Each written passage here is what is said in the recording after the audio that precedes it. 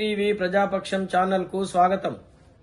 ఈరోజు నేను పటాన్చెరు నియోజకవర్గ పరిధిలోని జిహెచ్ఎంసీ డివిజన్లను ఏ విధంగా ఖరారు చేశారు, అదేవిధంగా సర్కిల్స్ విభజన ఏ విధంగా ఉంది, దానిపై ప్రజలు కానీ నాయకులు కానీ ఎలా అసంతృప్తితో ఉన్నారు, ఈ రకంగా లక్షల జనాభా ఉన్నటువంటి ఈ ప్రాంతాన్ని చిన్నచూపు చూశారనే అభిప్రాయం ప్రజల్లో కానీ నాయకుల్లో కానీ వ్యక్తమవుతుంది. దానికి సంబంధించిన పూర్తి వివరాలను నా ఈ వీడియోలోని మీకు పొందుపరిచాను. నా వీడియోను మీకు నచ్చితే షేర్ చేసి, లైక్ చేసి, సబ్స్క్రైబ్ చేసుకోవాల్సిందిగా కోరుచున్నాను. ముఖ్యంగా మీ మిత్రులకు, శ్రేయోభిలాషులకు మీరు తప్పకుండా షేర్ చేస్తే ఈ సమాచారం అంతా వారికి ఇచ్చినట్లవుతుంది. అయితే ఇప్పటివరకు ఎవరైతే సబ్స్క్రైబ్ చేసుకోలేరో దయచేసి సబ్స్క్రైబ్ చేసుకోవాలని కోరుతున్నాను. సబ్స్క్రైబ్ చేసుకున్న వాళ్ళు బెల్ బటన్ నొక్కాలని మీకు విజ్ఞప్తి చేస్తున్నాను. తాంబూలాలు ఇచ్చేశాం, తన్నుకు చావండి అన్నట్లుగా ఉంది జిహెచ్ఎంసీ అధికారుల తీరు.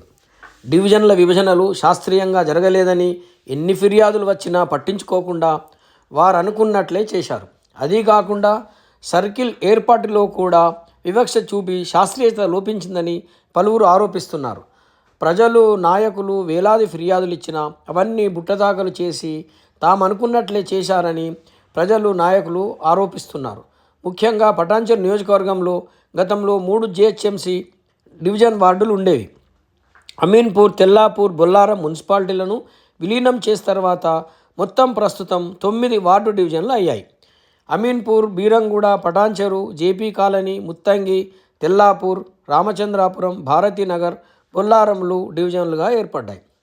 డ్రాఫ్టులో సుల్తాన్పూర్ను డివిజన్గా చేస్తామని చెప్పి ప్రస్తుతము పేరు మార్చి బీరంగూడ డివిజన్గా అదొక్కటి మాత్రమే వీళ్ళు చేశారు. ఇక సర్కిళ్ల విషయానికి వస్తే గతంలో లాగే పటాన్చెరు సర్కిల్ అలాగే ఉంది.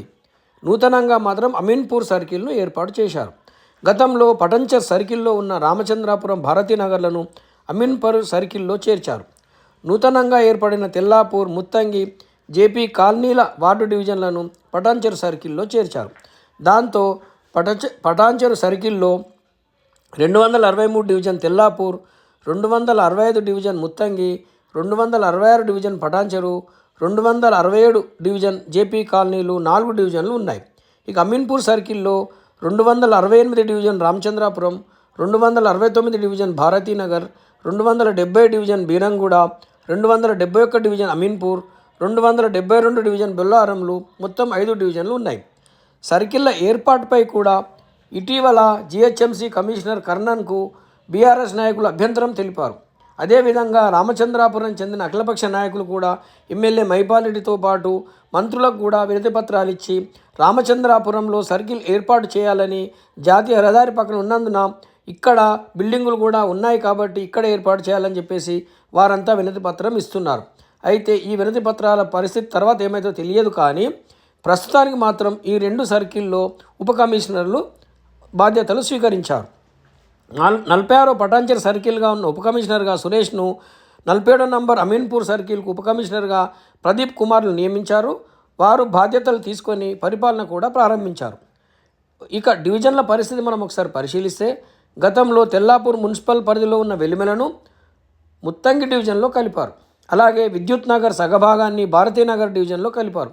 ఇక ఇంతకుముందు భారతీనగర్ డివిజన్లో ఉన్న పాత ఎంఐజీని షేర్లింగంపల్లి డివిజన్లో కలిపారు.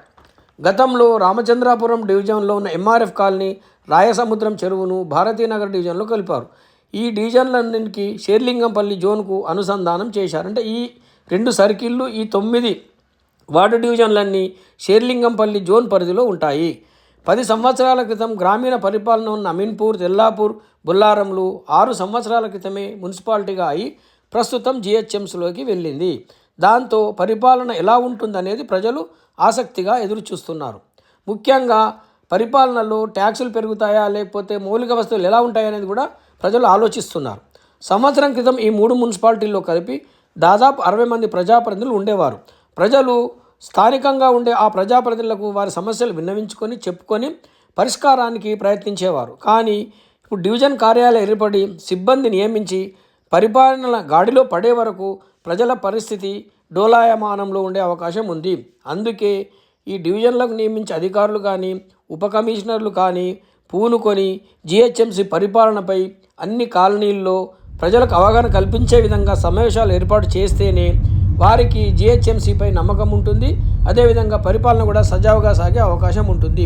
దీనిపై అధికారులు కసరత్తు చేయాల్సిన అవసరం ఎంతైనా ఉంది.